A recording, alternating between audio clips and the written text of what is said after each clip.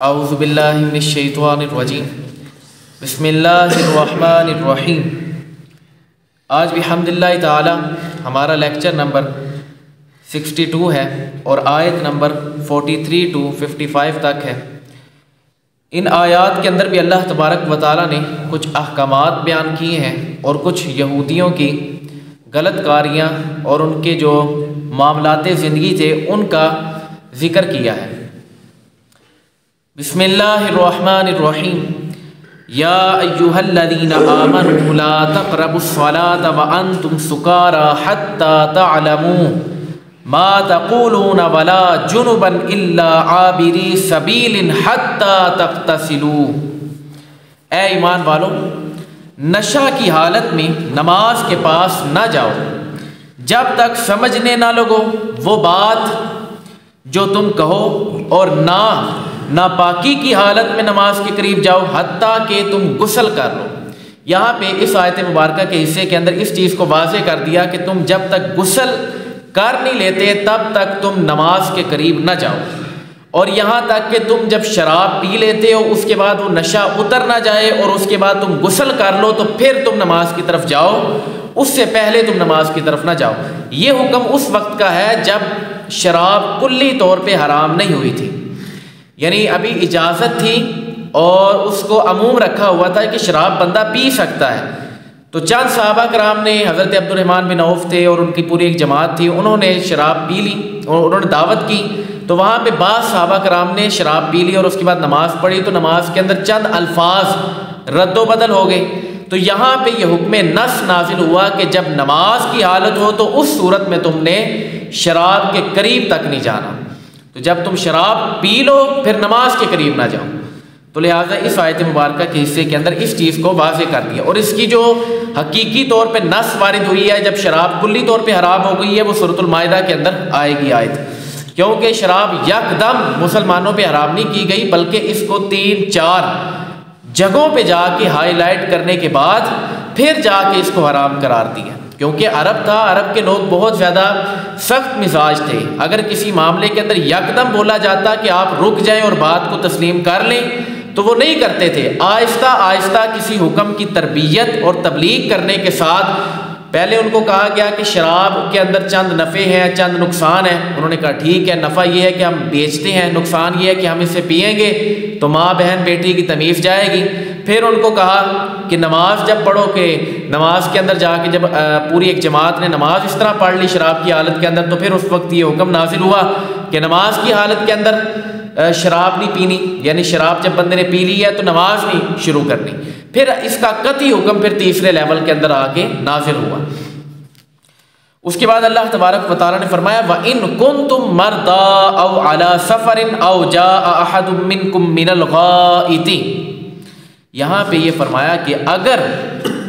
سوائے اس کے کہ تم حالت سفر میں ہو، یعنی سفر کی حالت میں ہو، اور اگر تم بیمار ہو یا سفر میں ہو،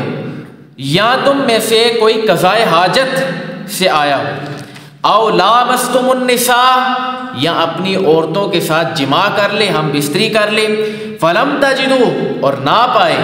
ماءً پانی کو، فتیمموا صعیدا طیبا، پھر وہ پاکیزہ مٹی کے ساتھ تیمم کر۔ یہاں پہ یعنی کہ جب بندہ سفر کی، یہاں پہ سفر کی حالت کو اس وجہ سے ڈسکس کیا ہے کہ اکثر بندہ سفر میں ہوتا ہے تو اس وقت بندہ قریب پانی نہیں پاتا، تو اس وجہ سے اللہ تبارک و تعالیٰ نے اسی کو خاص طور پہ اس ایشو کو چھیڑا ہے کہ جس کا بندے کے زندگی کے اندر زیادہ معاملہ درپیش آتا ہے۔ اس کے بعد فرمایا کہ اگر تم عورتوں کو چھو لو اور تم اس حالت کے اندر یعنی کہ بیمار ہو کہ تمہیں حتیٰ کہ تم اگر مثال اتنا بندہ بیمار ہے کہ بندہ نہائے گا تو بیماری بڑھ جائے گی، یا بیماری بندے کی ختم ہونے کا اندیشہ ہے، مرنے کا، تو اس صورت کے اندر یہ حکم ہے کہ پھر بندہ تیمم کر لے پاکیزہ مٹی کے ساتھ۔ فَامْسَحُوا بِوُجُوهِكُمْ وَأَيْدِيكُمْ، اب تیمم کس طرح کرنا ہے جو قرآن مجید کے اندر آیا کہ مسح کر لو، کس کا؟ اپنے چہروں کا اور اپنے ہاتھوں کا۔ ان اللہ کان عفوا غفورا، بے شک اللہ بخشنے والا رحیم ہے، اللہ معاف کرنے والا درگزر کرنے والا ہے کہ جو معاملہ تمہارے اس کے اندر رہ جائے گا اللہ اس کمی پیشی کو بھی پورا فرما دے گا۔ اور اس کے بارے میں صحیح بخاری شریف کے اندر تیمم کا جو حکم نازل ہوا ہے اس امت پر، اس میں آل ابی بکر حضرت سیدنا ابو بکر صدیق رضی اللہ تعالی عنہ کی بیٹی حضرت سیدہ ام المومنین حضرت سیدہ عائشہ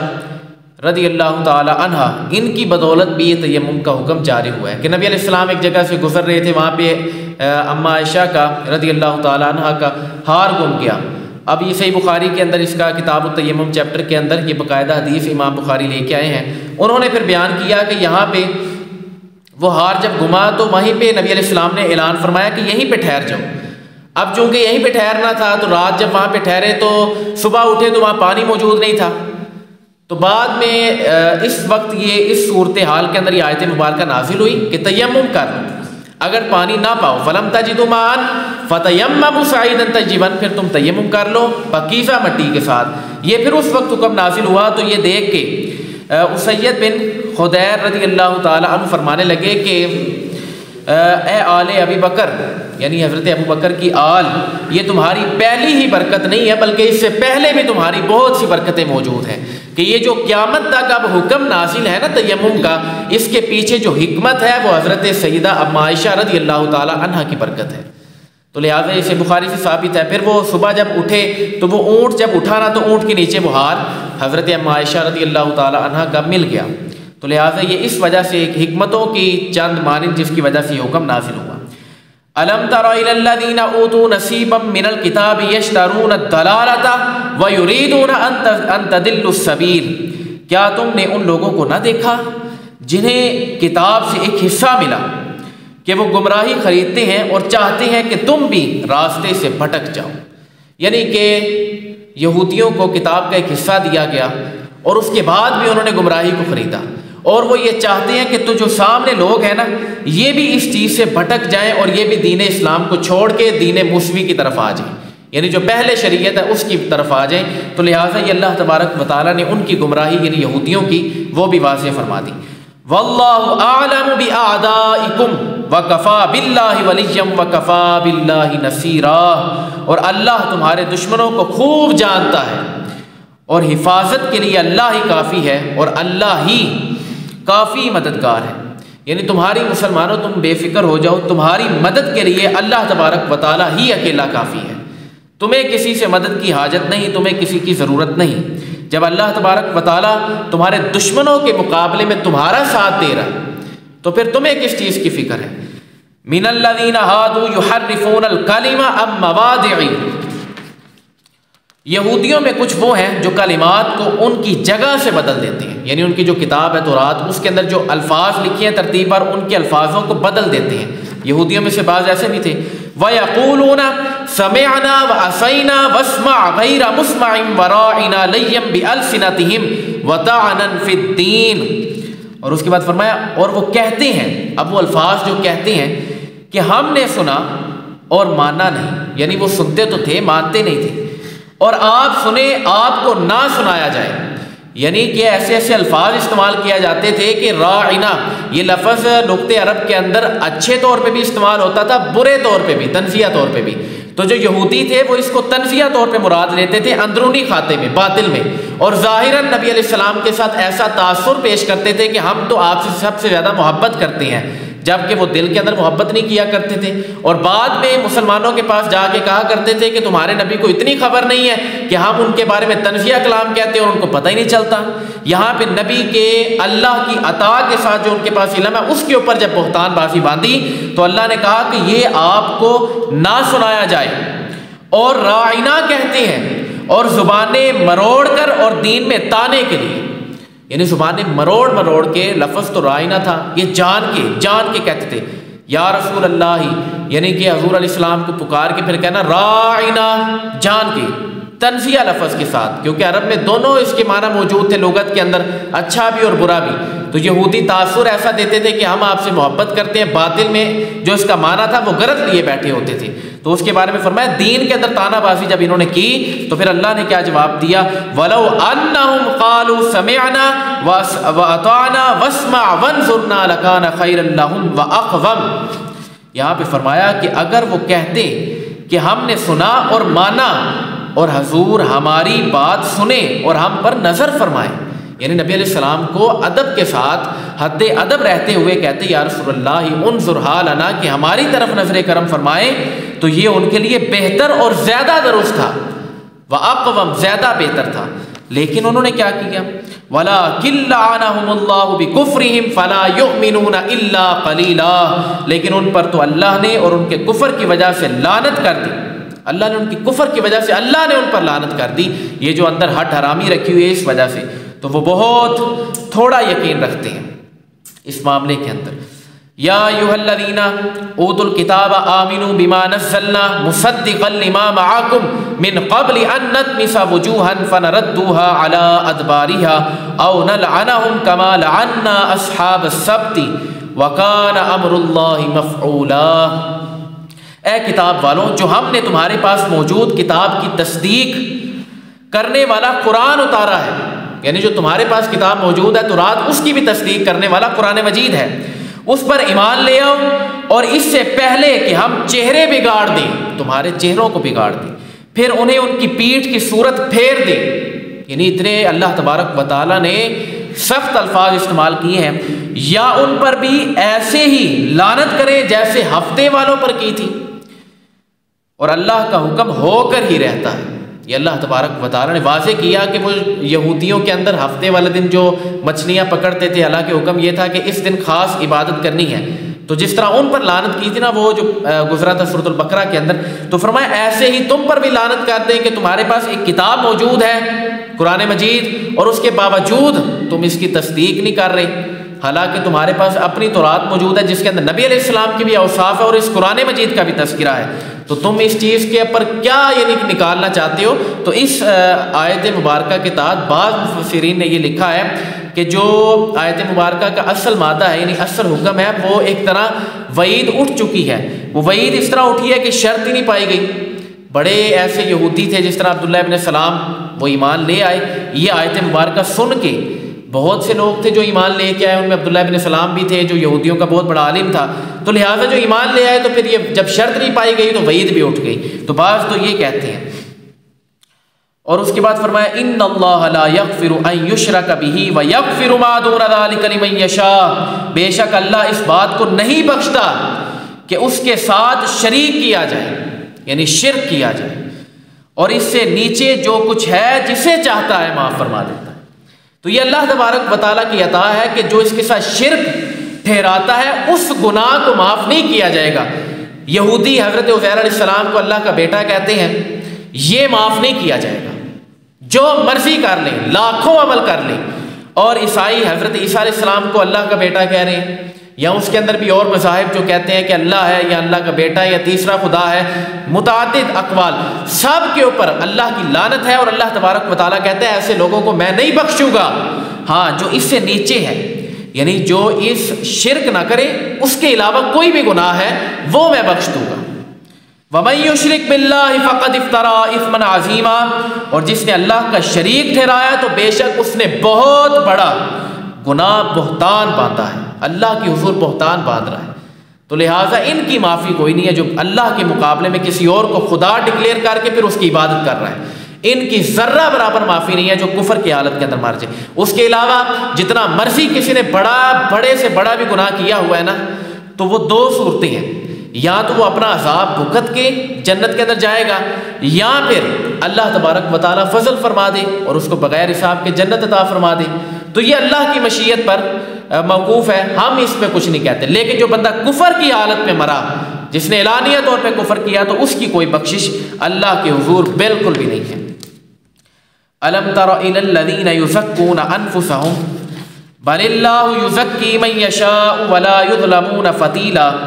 کیا تم نے ان لوگوں کو نہیں دیکھا جو خود اپنی پاکیزگی بیان کرتے ہیں، یعنی خود پسندی، اور اپنے اندر خود پسندی انہوں نے جب لے کے آیا تو فرمایا کہ بلکہ اللہ جسے چاہتا ہے پاکیزہ بنا دیتا ہے، اور ان پر کھجور کے اندر کی جلی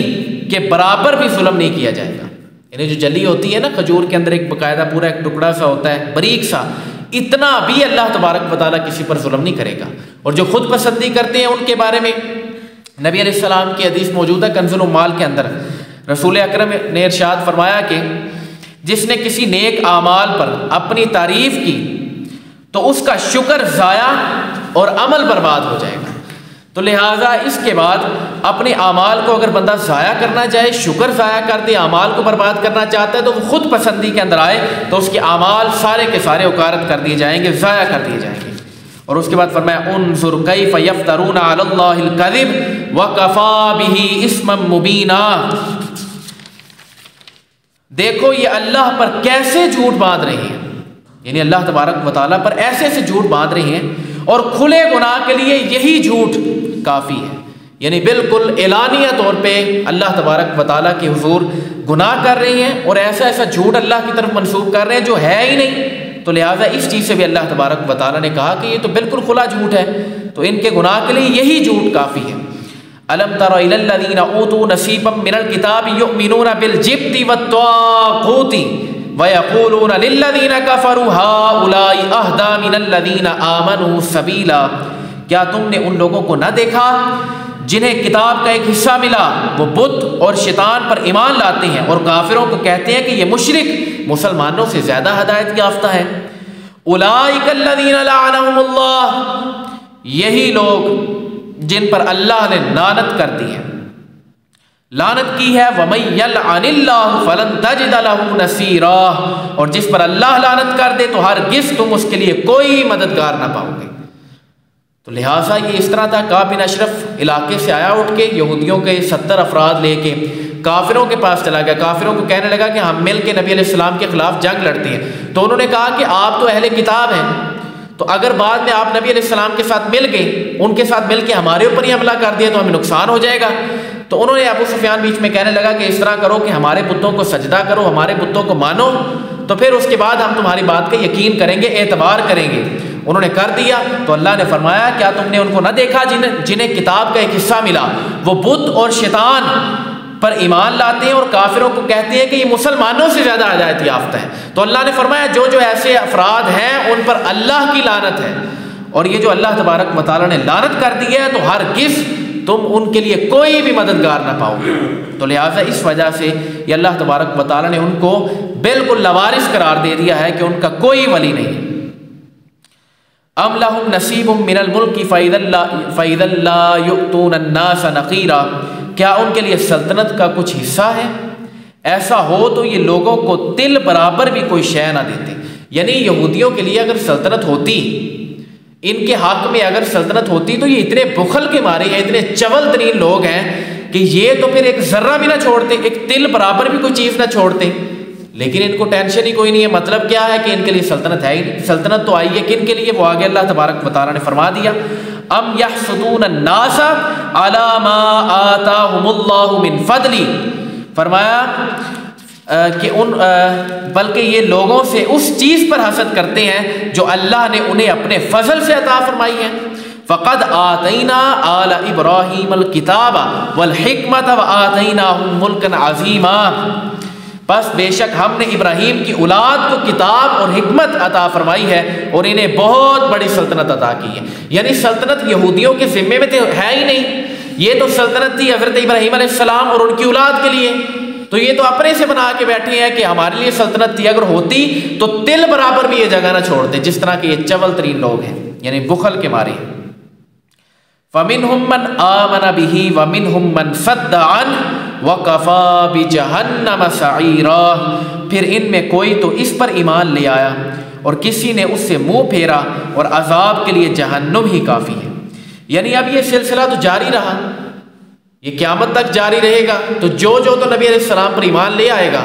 تو وہ تو ٹھیک رہا، اور جس نے منہ پھیر لیا تو اس کے لیے جہنم ہی کافی ہے، اس کے لیے کوئی دوسرا ٹھکانہ نہیں ہے۔ وَكَفَى بِجَهَنَّمَ سَعِيرًا، ان کے لیے جہنم کا ٹھکانہ ہی کافی ہے۔ تو لہٰذا اس وجہ سے اللہ تبارک و تعالیٰ نے ان آیات کے اندر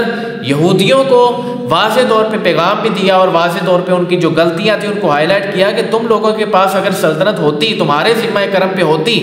تو تم تو ایک تل بھی نہ چھوڑتے، لیکن اصل میں تمہاری ہے ہی نہیں۔ یہ تو ہے فقد آتینا آل ابراہیم الکتاب والحکمت وآتیناہم ملکا عظیما، یہ تو حضرت ابراہیم علیہ السلام اور ان کی اولاد کے لیے ہے، تو یہ سلطنت تو ساری ان کے لیے۔ اور جو بندہ نبی علیہ السلام پر ایمان لے آئے گا تو وہ بندہ تو کامیاب ہو گیا، اور جس نے منہ پھیرا تو اس کے لیے جہنم کافی ہے۔ تو لہٰذا اس وجہ سے اپنے اعمال کو، اپنے نظریات کو مضبوط رکھا جائے۔ اللہ تبارک و تعالیٰ کی بارگاہ کے اندر دعا ہے کہ اللہ تبارک و تعالیٰ ہمیں عمل کرنے کی توفیق عطا فرمائے۔ وما علینا الا البلاغ المبین۔